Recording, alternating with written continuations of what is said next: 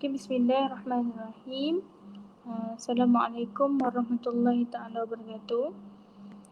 Okay, pada hari ini saya akan live pada pagi ni lah dengan keadaan yang tersejuk walaupun hujan kat sini. So kalau bagi siapa-siapa yang berada di Pulau Pinang, berhati-hati di jalan raya sebab hujan, walaupun hujan. So pelan-pelan lah bawa kereta. Okay, bagi anda yang dekat luar sana, sentiasalah menjaga diri dan juga kebersihan anda. Jangan lupa pakai penutup mulut, penutup muka dan juga sanitize sentiasa tangan kita. Okay, kalau kata duduk kat rumah, kerap-keraplah basuh tangan. Semoga kita punya ujian untuk kita pada tahun ni berakhir dengan sembuh segala penyakit lah. Okay.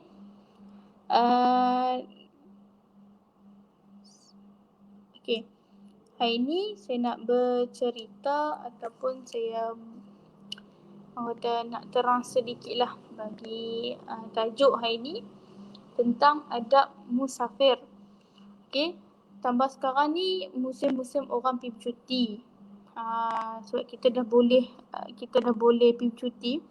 So orang pun pergi cuti merata daripada pergi cuti. So ni adalah musim orang kata orang pergi cuti. So boleh kena dengan tajuk hari ni, adab musafir. So bagi siapa-siapa yang tengah bermusafir, yang tengah tengok saya punya live pagi ni, pagi pun tak ada pagi sangat, dah nak dekat tengah hari dah. Dah tengah hari dah pun. So siapa yang tengok live saya pada tengah hari ni, tengah bermusafir, tengah bawa kereta ke, ada sama-sama yang tengok, adik-beradik yang tengok live saya ni, bolehlah ambil sedikit, tak banyak tapi sedikit ni lebih membawa pada manfaat lah. Semoga menjadi pengajaran untuk saya dan juga yang tengah tengok live ni lah. Okay. Okay. Sebelum tu kita bacalah pengertian musafir. Apa maksud musafir? Musafir ni adalah pergi ke suatu tempat yang dengan tujuan tertentu melebihi 2 marhalah dari tempat asal. Okay, itu adalah maksud musafir lah. Maksud musafir ni adalah kita pergi satu tempat yang melebihi 2 marhalah daripada tempat asal kita dengan tujuan yang tertentu. Okay. Yang seterusnya, hukum bermusafir. Hukum ni tengok pada kita punya tujuan bermusafir, tujuan kita bermusafir itu sendiri, pada individu itu sendiri. Okay. Dan pada asal hukumnya musafir ini adalah harus bagi kita untuk bermusafir. Okay. So apa? Sebab kita orang cakap musafir ni adalah satu terapi sebenarnya. Satu terapi untuk kita mendalami jiwa kita sendiri. Kadang kita rasa diri kita ni kosong, tak ada apa-apa. Musafir ni adalah satu terapi jiwa kita lah. Kalau kita rasa serabut, kita rasa macam stres kerja ke dan sebagainya, kita boleh pergi bercuti dengan tujuan untuk kita nak release tension ataupun kita nak rasa keindahan alam luar lah. Kalau macam bekerja dalam office, mungkin dia ada tekanan dalam office. Kalau kata bekerja dalam kilang ataupun sebagainya, mungkin dia ada tekanan dia, maybe. Jadi bila kita keluar daripada tempat kita bekerja ataupun rumah kita sendiri, kita akan rasa satu ketenangan lah, terapi untuk jiwa kita.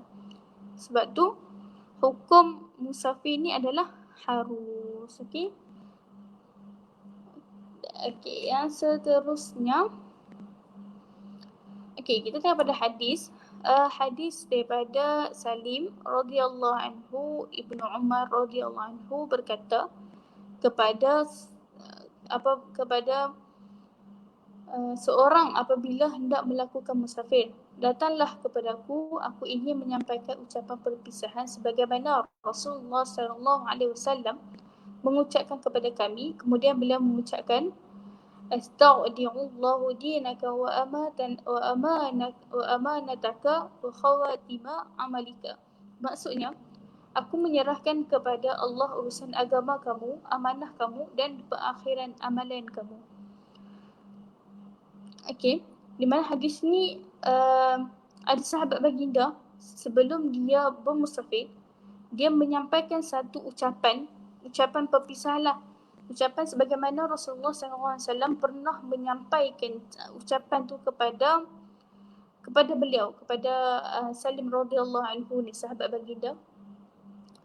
Dia pernah menyampaikan, maksudnya aku menyerahkan kepada Allah urusan agama kamu, amanah kamu dan berakhiran amalan kamu. Maksudnya apabila kita bermusafir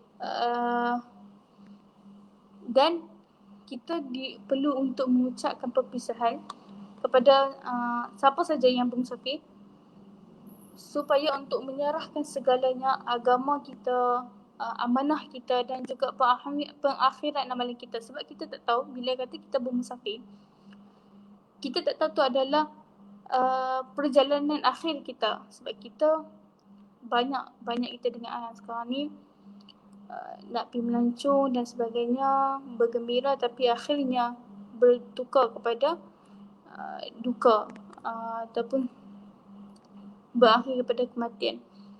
Jadi bila kita menyerahkan segala urusan agama kita, menyerahkan segala amanah kita dan juga kita punya perakhiran amalan kita pada Allah, insya-Allah kita punya perjalanan pun lillahi ta'ala. Sebab tu bila kata kita nak mulakan perjalanan kita ni, biarlah niat kita ni keluar kerana Allah Subhanahu Wa Ta'ala. Kita kena ada niat, kita kena keluar lillahi ta'ala. Bukan tujuan untuk bermaksiat, bukan tujuan yang yang melanggar syarak. Macam mana pula orang yang mabuk tu? Orang yang mabuk tu dia dah mungkin dia ada satu tekanan ataupun kita tak tahu apa yang berlaku pada dia sebelum dia minum arak dan sebagainya. Mungkin dah ada tekanan dan sebagainya. Bila kata dia dah keadaan yang tidak tidak normal lah, mabuk. Tapi mabuk yang dia buat bukan mabuk yang semula jadi ataupun gila. Tu adalah dia buat. Tu makna kata perjalanan ataupun dia punya perakhiran kita tak tahu macam mana. Kalau kata menghidup dengan mati ni hanya urusan dia dengan Allah, sebab kita tak tahu perakhiran dia tu banyak mana amalan dia dengan Allah, kita tak tahu. Jadi kita kalau bab mati syurga neraka ni kita serah pada Allah, sebab pengakhiran tu hanya kita dengan Allah sahaja yang tahu. Jadi orang lain tak boleh menghukum kita punya perakhiran kita macam mana. Sama ada husnul khatimah ataupun su'ul khatimah, tapi kita minta, kita kena sentiasa minta supaya pengakhiran kita ni husnul khatimah, bukan dalam su'ul khatimah. Jadi sebelum perjalanan kita niat keluar lillahi ta'ala, kita berdoa banyak-banyak semoga Allah merahmati perjalanan kita, Allah sentiasa melindungi perjalanan kita. Sebab tu kalau kata saudara kita ataupun sahabat-sahabat kita ataupun dan sebagainya lah nak keluar bermusafir ataupun nak ke mana-mana, kita jangan gunakan perkataan take care. Orang cakap sebab konon-konon jangan putih kan. Tapi kita sebaiknya kita mendoakan fi hifzillah wa amanillah. Semoga di bawah lindungan ataupun perlindungan Allah dan juga aman. Okey. Sebab tu kalau kata ada orang musafir, kita doa kat situ fi hifzillah wa amanillah. Semoga perjalanan kamu tu di bawah, di payung rahmat Allah dan juga aman. Okey. Tu untuk kalau kata untuk kita lah, untuk orang nak pergi musafir apa, kita mendoakan dia. Okey, baik. Yang seterusnya, hukum mengikut tujuan seseorang musafir. Okey, untuk musafir ni dia ada hukum dia pada asalnya, macam saya kata tadi, pada asalnya hukum musafir ini adalah harus. Tetapi tengok juga pada tujuan orang tu bermusafir. Okey, yang pertama ni hukum mengikut pada tujuan orang tu, yang pertama adalah wajib. Wajib ni apa? Wajib ni adalah berkemampuan bermusafir ke Mekah untuk beribadah. Maksudnya wajib ni adalah perjalanan yang wajib untuk dia nak bermusafir, untuk melakukan ibadah. Dia melakukan ibadah nak ke Mekah. Nak ke Mekah nak berumrah. InsyaAllah untuk umrah mungkin pada tahun hadapan akan dibuka. Tapi apa-apa kita akan info semulalah mengenai umrah ni. InsyaAllah kita berdoakan yang terbaik agar orang kata apa, berakhirnya COVID-19 ni, insyaAllah semoga Allah melindungi dan merahmati para tetamu Allah untuk hadir ke sana insyaAllah. Mungkin cuma kalau kata ada kita dapat peluang dapat pergi ke Mekah, mungkin akan ada norma baharu lah. Sekarang ni kita kena hidup secara norma baharu. Kita tak boleh biasakan yang lama. Kita kena biasa yang baru. Okey. Sama balik kita punya hukum tadi. Wajib dia bagi berkemampuan musafir ke Mekah untuk beribadah. Dia macam nak pergi umrah, pergi haji dan sebagainya lah. Okey. Yang kedua ni adalah sunat. Sunat ni adalah apabila kita keluar untuk nak menziarahi orang sakit. Tak kira lah dia beradik ke, saudara mara ke, waris ke dan sebagainya lah. Itu adalah sunat. Sunat bila kita keluar pergi ziarah orang sakit. Okey. Ziarah orang sakit ke, ataupun macam kita nak pergi ziarah, pergi rumah adik-beradik, nak pergi tengok, ziarah, nak pergi tengok, tanya khabar adik-beradik yang jauh lah. Yang macam dekat mungkin lah kita boleh pergi kan. Macam sebelah rumah tu maybe kita boleh pergi. Macam adik-beradik yang jauh. Kita kan ada juga adik-beradik yang berada di luar daripada kita punya kampung ataupun negeri kita, negeri asal ataupun tempat asal kita kan.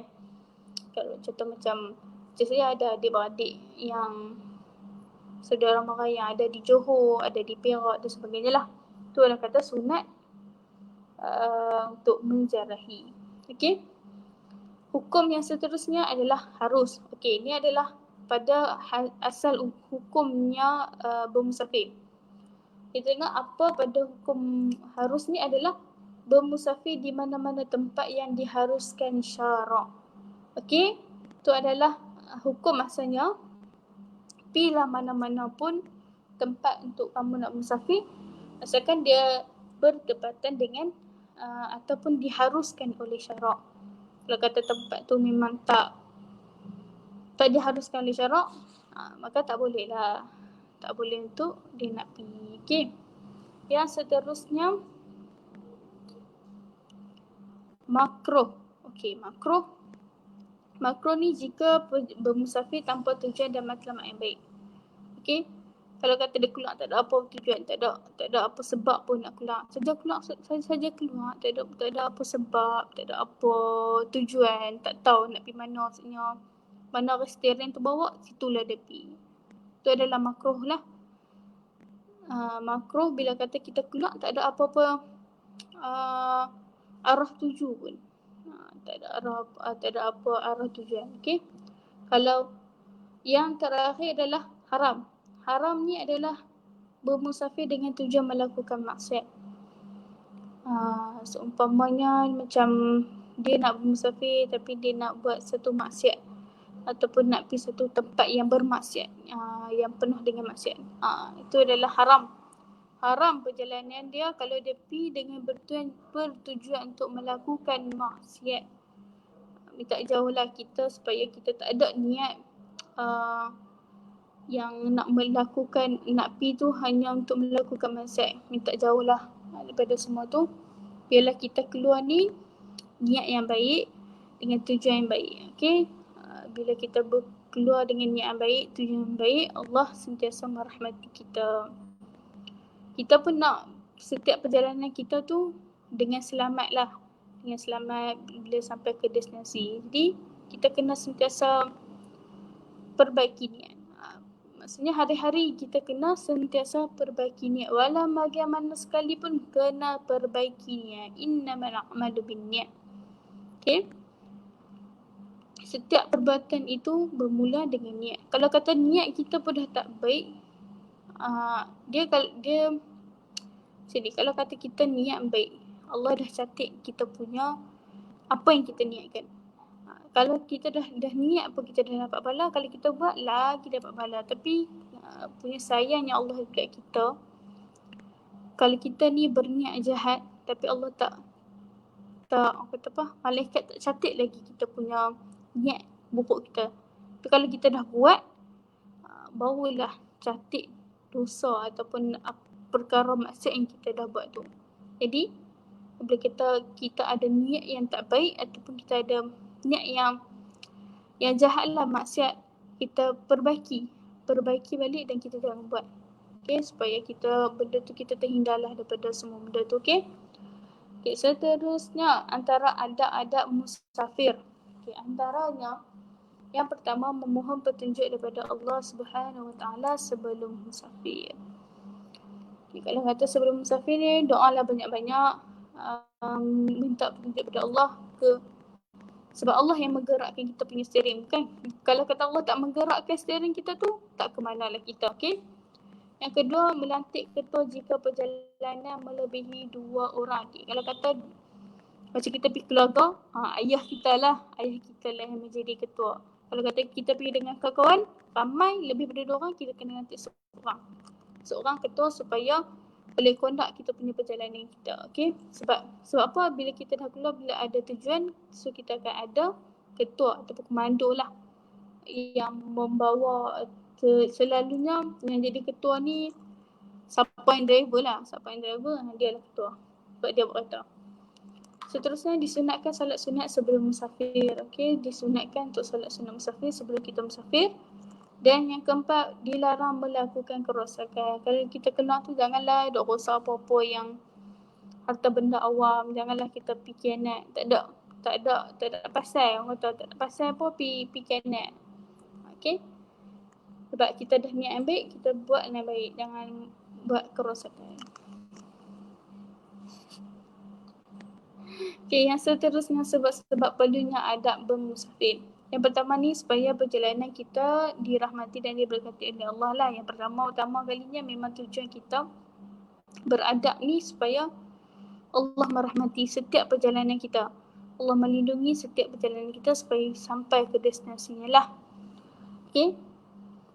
Yang kedua, sekiranya berlaku pertelingkahan, ketua yang dilantik boleh menyelesaikan masalah. Sebab tu tujuannya kita melantik ketua ni bukan sahaja. Kita melantik ketua ni adalah untuk kalau in case kalau ada apa-apa masalah atau pertelingkahan berlaku, dia boleh selesaikan. Sebab ketua ni adalah orang yang memang kita percaya dekat dia yang boleh selesaikan segala masalah.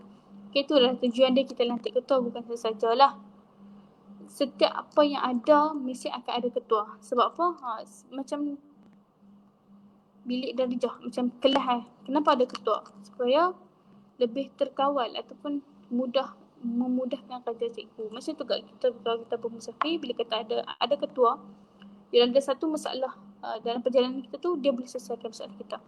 Okay. Yang ketiga, supaya tidak berlaku kerosakan alam, keindahan dan kebersihan alam lebih terpelihara. Okay, yang seterusnya, musafir yang diharuskan. Musafir yang diharuskan, yang pertama mencari ilmu. Okay, yang pertama-tama sekali adalah mencari ilmu. Kita keluar pergi cari ilmu, itu adalah musafir yang diharuskan. Musafir yang diharuskan yang kedua adalah mencari rezeki yang halal. Okay, untuk macam mak kita keluar pergi cari rezeki yang halal, ataupun yang tengah bekerja sekarang mencari rezeki halal, yang tengah gusar tak mendapat kerja lagi, sama mendoakan supaya anda dapat satu pekerjaan yang baiklah, yang mudah untuk kita. Okay, Yang ketiga, menziarahi keluarga. Dan yang keempat, memenuhi jemputan. Okey, kelebihan orang bermusafir. Kita tengok yang pertama, dapat melihat dan merasai iklim semula jadi. Yang kedua, menambahkan ilmu pengetahuan. Dan ketiga, menikmati keindahan semula jadi. Itu antara kelebihan lah bila kita bermusafir ni, banyak tujuan sebenarnya. Banyak yang kita dapat sebenarnya. Selain pada keindahan apa semua tu, dapat kita menerapkan nilai-nilai mulia dalam diri kita juga.